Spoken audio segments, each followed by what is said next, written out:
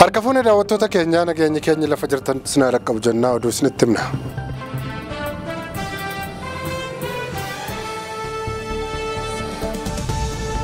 Ministeerri daldalaa Itoophiyaa tarkaanfii seeraa fi gabaa tasgabbeessuu cimseen fudhachuutti fufa jechuun himeera.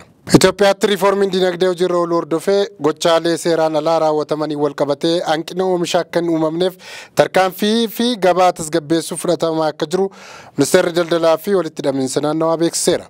Haaluma kanaan torban kanaa eegalee zayita nyaataa liitira kitila 14 sadarkaa biyyaatti rabsamuuf ta'uu ministeerichi ibseera. Ministeericha Kaasahuun Gofeen buufata gumruukaa Daamaatti konkolaataa meeshaalee bu'uuraa fe'anii dhaabbatan 700 ol adeemsa seera gumruukaa xumuruu isaanii ibsaniiru. Gama biraatiin ministeerichi biiroolee daldala naannoo fi magaalota waliin ta'uun daldaltootaa fi dhaabbilee daldala hojii seeraan ala irratti bobba'an irratti tarkaanfii fudhachuu ibsaniiru. Akka ministeerichi ibsetti haga ammaatti walii galaan dhaabbileen daldalaa 2202 kan samsaman yoo ta'u dhaabbileen 6 eeyyamni daldalaa isaanirraa qameera. Akkasumas daldaltoota hojii seeraan ala irratti bobba'an 87 ol ammoo hidhaan adabamuu isaanii ministeerichi ibseera. Lammiileen Itoophiyaa 90 ol Afrikaa Kibbaa keessatti haala rakkisaa keessatti guramanii jiran poolisiin hidhaatii baase. Poolisiin Afrikaa Kibbaa lammiilee Itoophiyaa 90 kanneen fedhii isaaniitiin alaa Afrikaa Kibbaa magaalaa Johannesburgitti guramanii turan gadhiisisuusaa beeksise. Dubbii himaan poolisii biyyaalessa Afrikaa Kibbaa Birgaadir Atleenda Maatee akka ibsanitti namoonni kunneen haala namummaa hin qabne keessa jiraachaa turan jedha. Poolisiin biyyattii nama butame tokko barbaadaa osoo jiru lammiilee Itoophiyaa eeyyama hin qabne kutaawwan dhiphoo keessatti guramanii argachuusaa ibseera.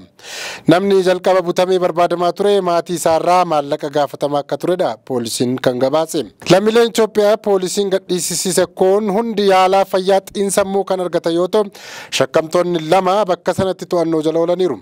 Birgaadir Atleenda Maatee waa'ee shakkamtoota to'annoo jala oolan ilaalchisee wayita ibsan dhiyeenyatti kan mana murtiitti dhiyaatanii himannaan namaa ukkaamsuu fi daldala namaa irratti akka isaan irratti banamudha kan himan.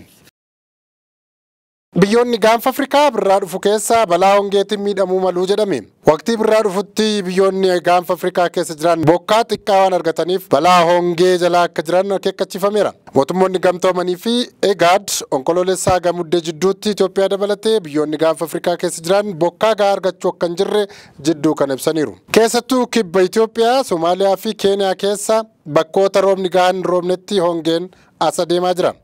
Waqtii jedhametti bokkaan roobuuf jiru akkaan xiqqaa waan ta'uuf hanqinni bishaanii fi margaa akkasumas dhibeen ka'uu waan maluuf dhaabbilee gargaarsaa dabalatee ammuma akkatti qophaa'amu kan jedhu gorsi darbeera. Yeroo ammaa kanatti Itoophiyaa, Keeniyaa fi Somaaliyaa keessa namoonni gargaarsa nyaataa tattamaan barbaadan kitila 20 akka jiranidha dhaabbileen lameen kun kan beeksisan. Hoogganaa waraanaa Sudaan aangoo isaanii dabarsuuf akka jiran himamaa jira. Ajajaan waraanaa Sudaan aangoo isaanii itti aanaatti dabarsanii kennuuf fedhii akka qaban dhaga'ameera.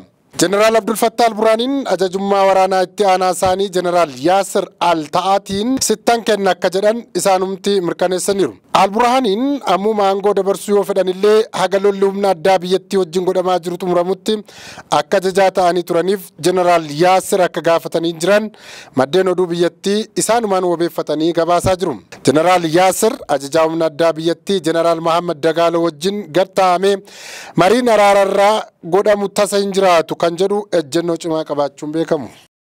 Maaliin hariiroo dippiloomaasii Yuukireen wajjin qabdu adda kuteeraa jette. Maaliin finciltoota leenjistee natti erguun waraana na jalaa ajjeessisaa jirti jechuun Yuukireeniitiin himataa jirti. Yuukireen keessatti kan leenjanii tumsa argataa jiran finciltoonni Tawaareeg waraana Maalii fi bitamtoota loltoota Raashiyaa yoo xiqqaate 100 ta'an na jalaa ajjeesaniiru jedha.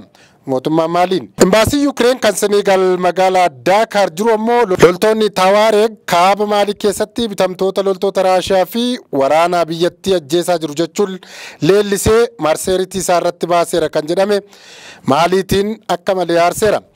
Yuukireen leenjii loltummaa tumsa meeshaa Tawaareegiif akka kennitu imbaasichi ifatti barreessee baasuunsaa hariiroo biyyoonni lamaan qaban rakkoo keessa akka galu sababa ta'eera jedhe BBC'n. Gochaan Yuukireen kuni bilisummaa bilisummaa fi walabummaa Maalii kan sarbe waan ta'eef hidhata dippiloomaasii Kiyev wajjin qabdu akka dhiistee qondaalli olaanaa biyyattii Koloneel Abdullaahi Maayigaa ibsaniiru.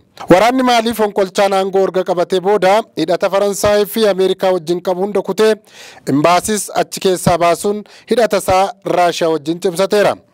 Ergasiitti loltoonni Raashiyaa kan bitamanii waraanan Maaliitiin waamamanii biyyattii keessa jiru. Akkuma Maalii, Burkina Faso fi Niijeris jalee warra dhiyaate kan jedhan mootummaa fonqolchaniin kan aangoo qabatan waraanni biyyattii fuula hidhataa isaanii gara Raashiyaatti naannefataniiru.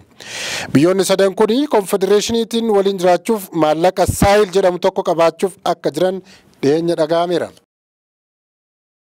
Libaanositti waraanni banamuu danda'a sodaa jedhuun biyyoonni lammiilee isaanii achi keessa jiran akka baasan ajajan. Lammiileen Ameerikaa, Ingiliz, Faransaay, Swiidin, Kanaadaa fi Joordaan Libaanosiin gad lakkisanii akka bahan akeekkachiifamuun gabaafameera. Akeekkachiisni kenname kunis hoogganaan siyaasaa Hamaas Ismaa'eel Haniyii ajjeefamu hordofee Iraan deebi'aaloo bahannaa akka raawwattu dhaadachuurraan akka ta'e ibsameera. Ameerikaan lammiilee ishee Libaanosiin jiraatan balallii kamuu fayyadamuun hatattamaan akka gad lakkisanii bahan hubachiifteetti. Kaleessa ganama Hizboollaan magaalaa Biyaat Hilaal kan kaaba Israa'elitti argamtutti rokkeettiiwwan hedduu furguggisuu fi muddamiinsa mudate hordofee balalliiwwan Libaanos hedduun haqamuun dhaga'ameera. Ameerikaan waraana Israa'eliin tumsuuf dooniiwwanii fi jeettiiwwan waraanaa naannichaatti bobbaasu yoo ibsitu, Ingiliz ammoo dooniiwwan waraanaa fi humna qilleensaa ishee dammaqinaan akka dhaabbatan ajajuu CNNtu gabaase.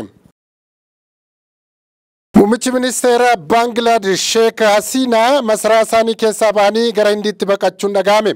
Mootummaan ce'umsa yeroo hundeeffameera. Mormii lammiilee biyyattii mootummaa Bangladesh irratti mudate hordofee ministeerri muummee Bangladesh Sheek Hasiinaan hiriirtonni masaraa mootummaa weeraraan aangoo gadhiisanii biyyaa baqataniiru.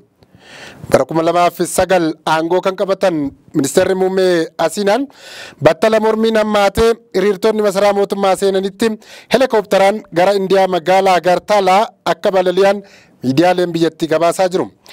Hiriirri Bangladesh erga eegalamee bubbuleera. Har'a garuu magaalaa Dhakaa keessatti wayita mormitoonni kumaatamaan lakkaa'amanii ba'an ministeerri muummee biyyattii aangoo gadhiisanii baqachuuf murteessaniiru. Taateen kun mudachuun guyyaa tokko dura poolisoonni namoota hiriira ba'an walitti bu'uun hiriirtota keessaa yoo xiqqaate namoonni 90 ol du'aniiru. Taatee kana booda hoogganaan humna waraanaa biyyattii Jeneraal Waaker Uzzaamaan qaamolee dhimma laallatu waliin mari'achuun mootummaa ce'umsaa hundeessaniiru. Pireezidaantiin biyyattii Mohammad Shaabuddii waliin mari'achuun haalaa fi akka anjessan akkasumas paartilee mormitoota waliinis mari'atanii mootummaa ce'umsaa hundeessuu isaanii televezyiinii biyyattiitti ba'anii dubbataniiru.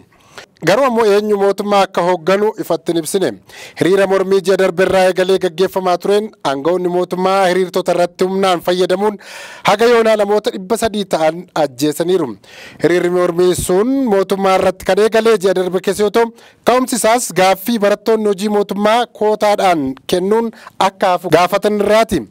Hiriirri sun wayita jalqabamu naga qabeessa ture. Booda garuu guutummaa biyyattiitti hokkarri cimaa mudateera. Ukraine xiyyaara waraanaa Ameerikaa F-16 jedhamu yeroo jalqabaaf of harkatti galfatte. Ukraine yeroo jalqabaaf xiyyaara waraanaa Ameerikaa hojjettee F-16 jedhamu harka galfachuu pireezidaantiin biyyattii Volodymyr Zelensky himaniiru.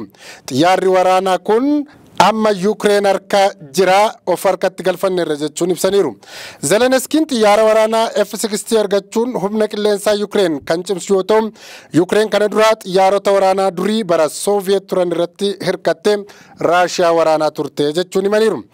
Ukraine paayilootota xiyyaaraa F-16 balaliisan gahaa qabaachuu baatus ji'oota dhufan keessatti xiyyaarota dabalataa akkasumattus himteetti. Zelenskiin amma xiyyaara meeqa akka isaan dhaqqaben ibsine.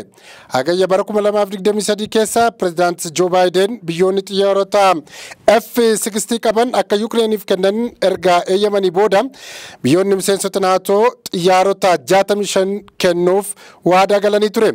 Xiyyaarri waraanaa ammayyaa F-16 kun bara 1978 hojiirra oole. Biyyoonni lixaa hedduun isaanii xiyyaarota waraanaa F-16 sooroma baasuun kan bara 2015 hojjetame fayyadamu.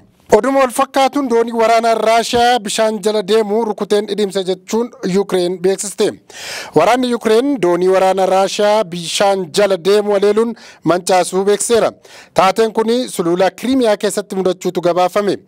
Dooniin Rostov on Don jedhamuu fi bara 2014 hojii eegalee erga misaayilaa Sevastaapoolitti rukutamee booda dhidhimuu waraanni Yuukireen ibsa baaseen dubbateera. Dooniin kun dooniiwwan Raashiyaa 4 bakkichatti misaayila furguggisuu danda'an keessaa tokkodhas jedhameera. Daawwattoota keenya oduu har'aaf jennee kanumaan goolabnaa turtii gaarii isiniin jenna.